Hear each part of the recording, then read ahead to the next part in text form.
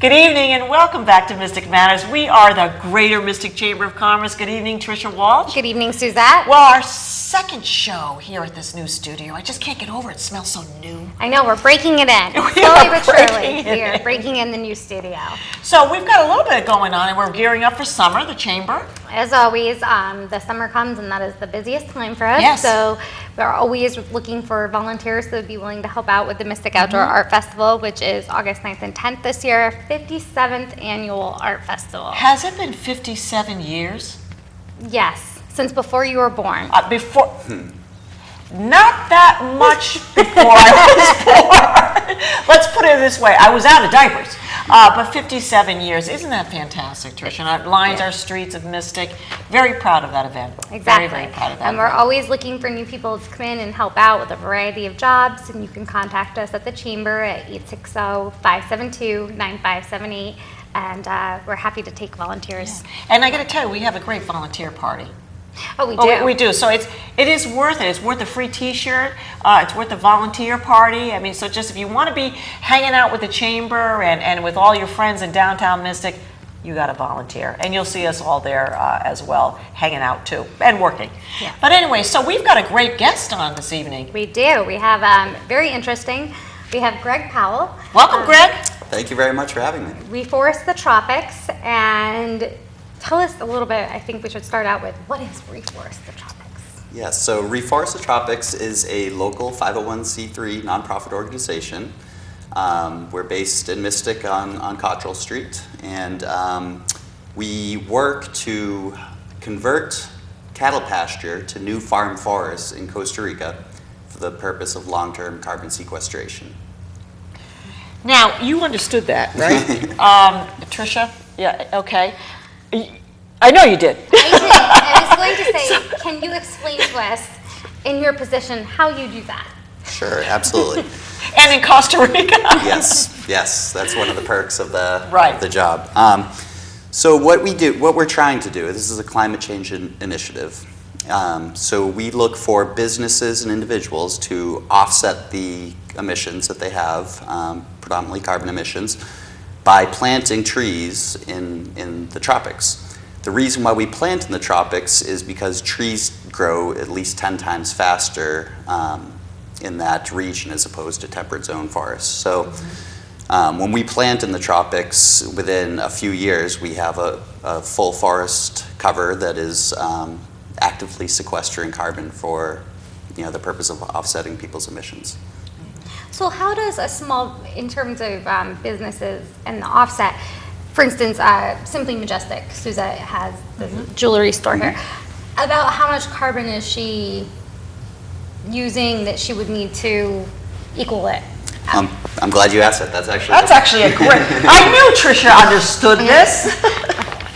That is actually the first step of our process when we work with businesses of any size. So we have a basic form, what we call our CO2 inventory, that we work with businesses to calculate their annual emissions.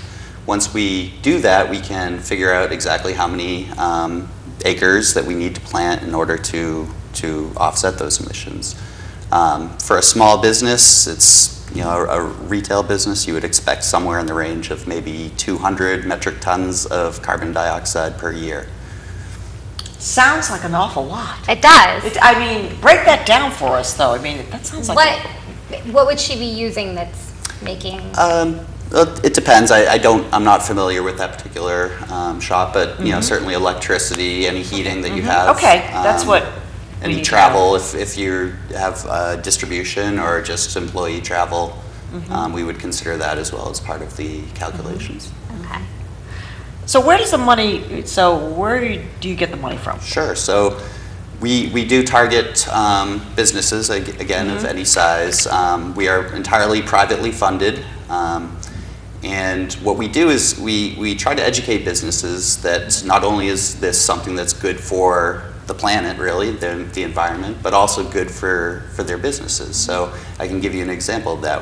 Our largest owner, the Superior Nut Company, based in Cambridge, Massachusetts, has recently achieved a very unique milestone of 100% carbon neutrality, strictly by planting forests in the tropics. This is the only business that we know of that's accomplished this feat. Now, as a result, and they promote this achievement on their product and on their website. And as a result, they've informed us that they've enjoyed record sales in the past few years. They've also received some fairly significant awards from Unilever, from Walmart, from the EPA. So they are recognizing that their investment in tropical forestry has actually been good for their business as well. We have found that the public is very eager to see more action on climate change.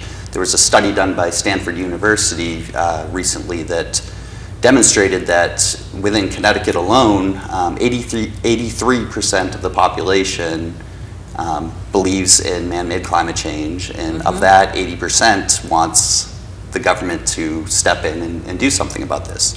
Now, we can take that part out of it, sort of what eliminate part, the government? The government involvement, which can be a tricky political issue. Right.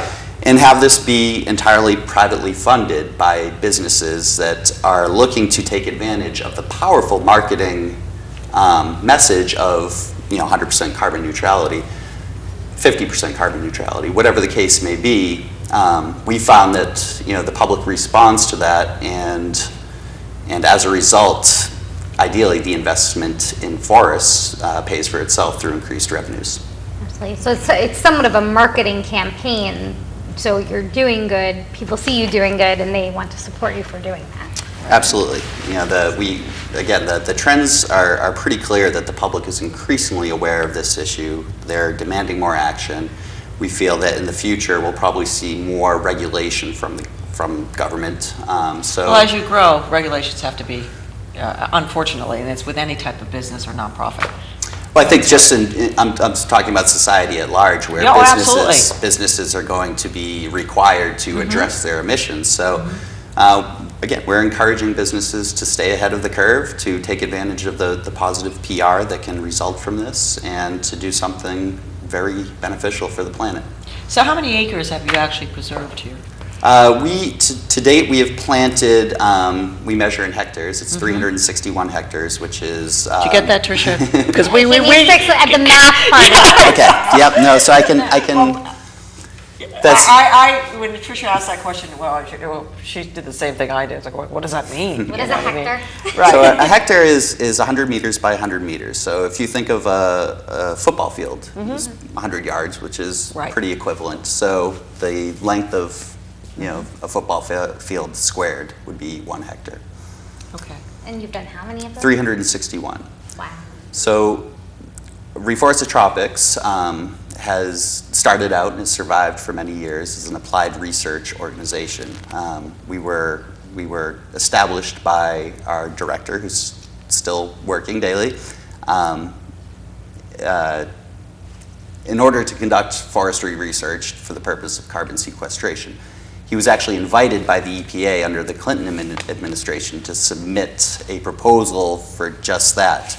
The proposal was accepted by the United Nations. It's been formally approved by the EPA and the Costa Rican government. And through the research that Dr. Barris has conducted, he eventually came to the point where he realized he had a very strong model that could make a meaningful impact on the entire climate change equation. So in turn, I was hired, thankfully. And thank God for a growing business, right?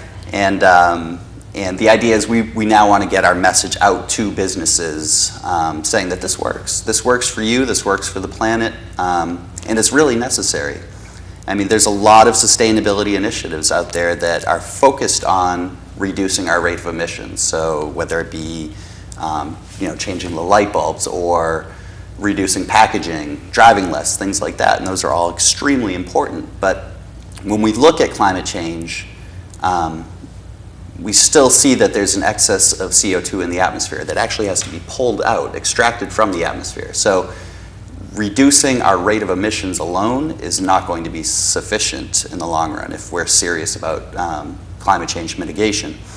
As a result, forests present the best, most cost-effective method doing just that. And again, we want to encourage all businesses to participate in this so they can be part of that solution. So you mentioned that Costa Rica, because it's in the tropics, the trees grow faster and everything there. But is there a time you think where maybe you'll have taken up as much land as you can in Costa Rica and you might have to expand to some of the other areas? Is that a goal? We certainly hope so. Go from island hopping? I think people would be surprised at the surplus of cattle pasture, which is basically land that's been deforested in the past. There was a study by Woods Hole Oceanographic Institute a few years back that estimated there's about 5 billion hectares of pasture in the world. A lot of that's in Costa Rica. There was actually a government program from the 80s encouraging landowners to clear their forests for the purpose of cattle production. So there's a lot of surplus pasture land that we can work with in Costa Rica. Once we exhaust our planting options there, of course, we would look to expand to other countries. Costa Rica offers a very favorable site for us to work with because it is a bit more developed than some tropical countries. And Costa Rica has a very strong environmental reputation. So actually, as a country, they have established the goal of being entirely carbon neutral by the year 2021, which is an amazing That's goal. not far. No, it's right around the corner. So, right around the corner. And one of their great initiatives is forestry, reforestation. So you've told us how many acres that you preserved. Now, how many is ongoing that you have now in preservation? 361. Oh, okay. So it's a whole total. Yes, we look at this ongoing process. Absolutely. I guess. Okay. And I think that's the beauty of our model and what sets us apart is we look at our plantations, our forest plantations, as permanent. I think that's one of the issues. So it's a retention thing, constant. We manage our forests throughout. We've never run into a point where we've stopped managing them. And we do that. We control grasses and vines and things like that to make sure, and ants it can be a big problem, to make sure that the forests remain healthy and able to sequester carbon. I think one of the issues that has hampered reforestation in the past is people have planted a whole bunch of trees and walked away and sort of hoped for the best. That always doesn't work out. In many cases it does, right. But so we take a very holistic approach where we make sure that we have a biologically sustainable and diverse forest that can support all forms of wildlife, that's beautiful to look at and walk in, and is doing its job in collecting carbon. Most important to our model, however, is the social and economic attention that we pay to our landowning partners in the tropics. So another issue that has hampered reforestation is when private land is forested, 10 years down the road maybe, the landowner decides they want to do something else with their land because the forest doesn't really generate income for them. So what we've tried to do, and what we are doing, is turning forestry into another type of agricultural production. We allow our partnering landowners to actually gain an income from their forests, which is competitive and we hope outcompetes the value of the cattle pasture that we reforest. How do you gain an income from a forest? So Trying to figure this all out. This is very interesting, Greg. Yes, it's actually a revolutionary aspect of our model that really should be credited to our director, Dr. Barris, where he, there's a couple different ways where landowners gain an income. At the outset, we provide a $2,000 grant. So this covers the establishment costs as well as some of the management costs in the early years of the forest. Beyond that, we pay another $2,000 for the capture of the carbon in that forest. So we pay $5 per metric ton that the forest sequesters. We expect our forest to sequester about 40 metric tons per year. So doing the math, that works out to about $200 per hectare per year for the landowner.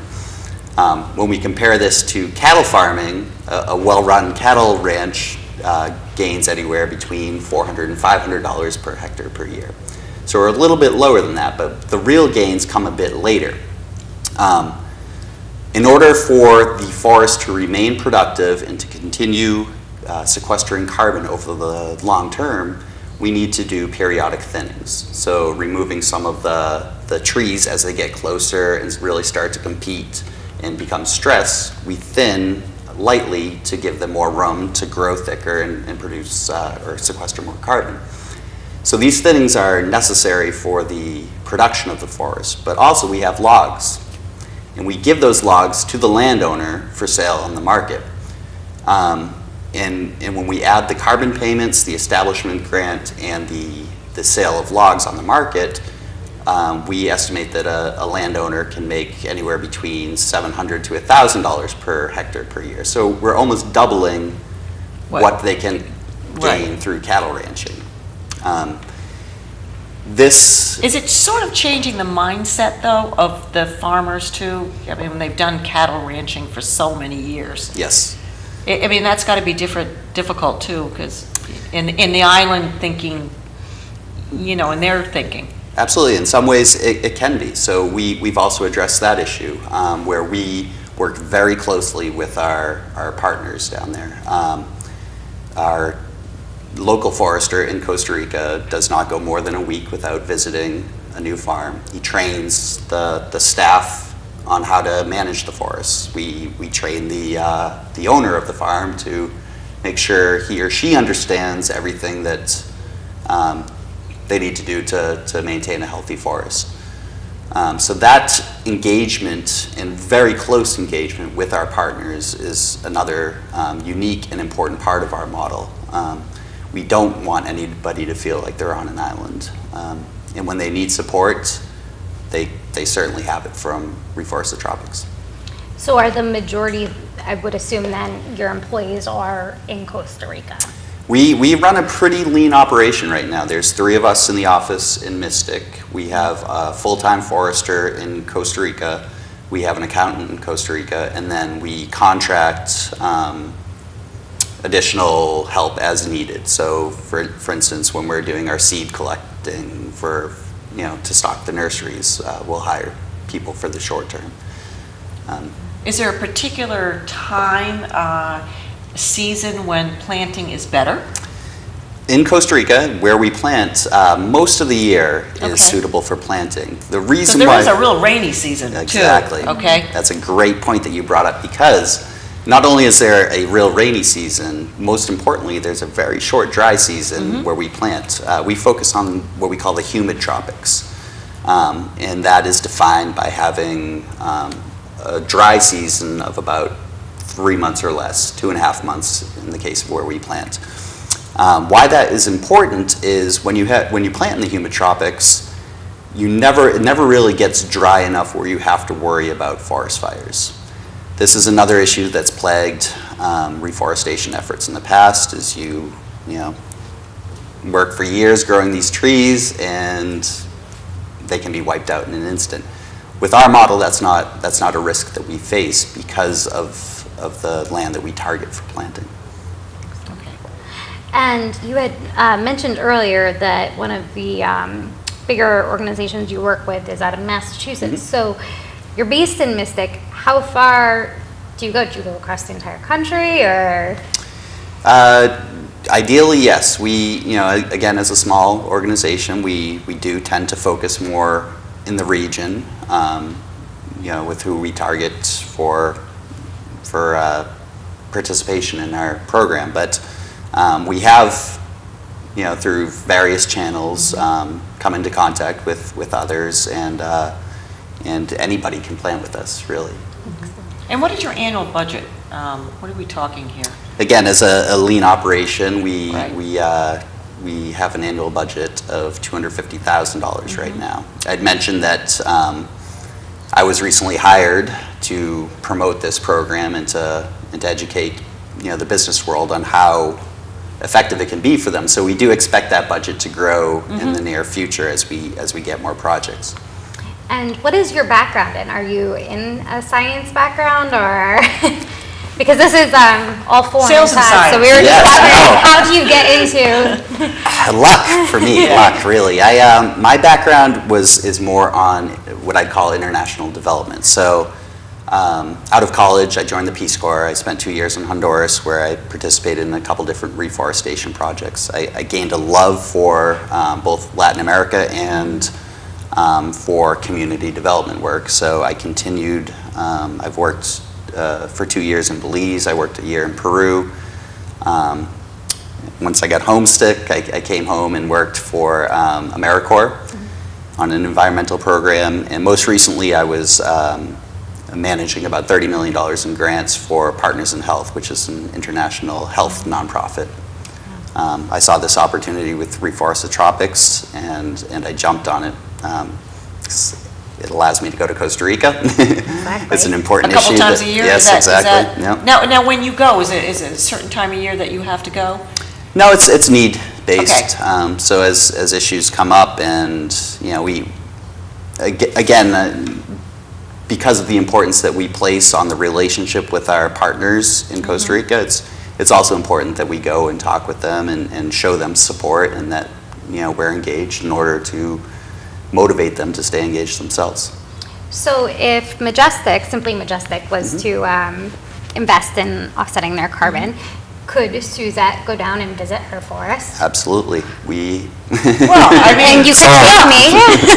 I would take Tricia. We spent a few hours in the forest, and after the bugs and everything, and then we go to the local spa. I mean, that would be about our, I'm not sure you want to participation. leave the forest. It's a beautiful way to spend a day. In fact, each of our donors in each project will have a sign which identifies their project and them as the donor.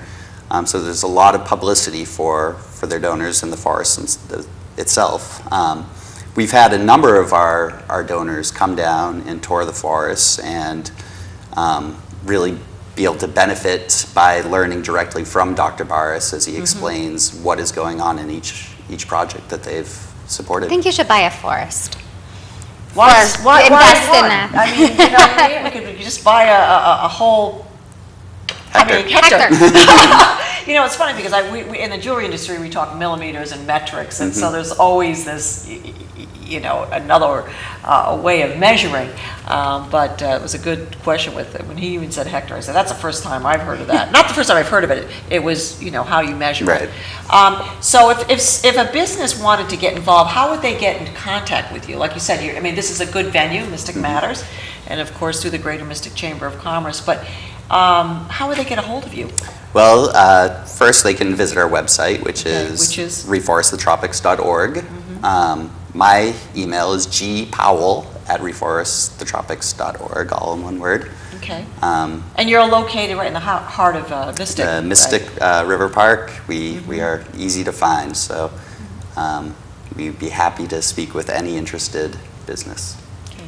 That's really great. Well, like I was saying to Tricia when we got the email a couple of days ago, I said, wow, this is an interesting model / concept, but again, something that if a business wants to participate, I think long-term down the road is very rewarding.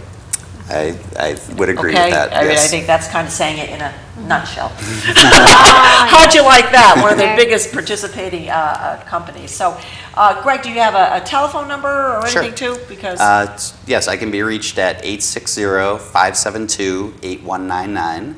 And again, my email is gpowell@reforestthetropics.org. And all of that information is also available on our website at mysticchamber.org. You can search for Reforest the Tropics and find all of Greg's information as well. Well, Greg, thank you very much for coming on and educating Tricia and I, because this is it's a different type of organization, and I'm happy that you were on the show this evening. Thank you so much. Thank and you come for back having and me. see us again. Absolutely. Well, Tricia, getting used to our new studio once again. Thank you and congratulate Frank Ficini. And we are the Greater Mystic Chamber of Commerce. We are. Have a great evening.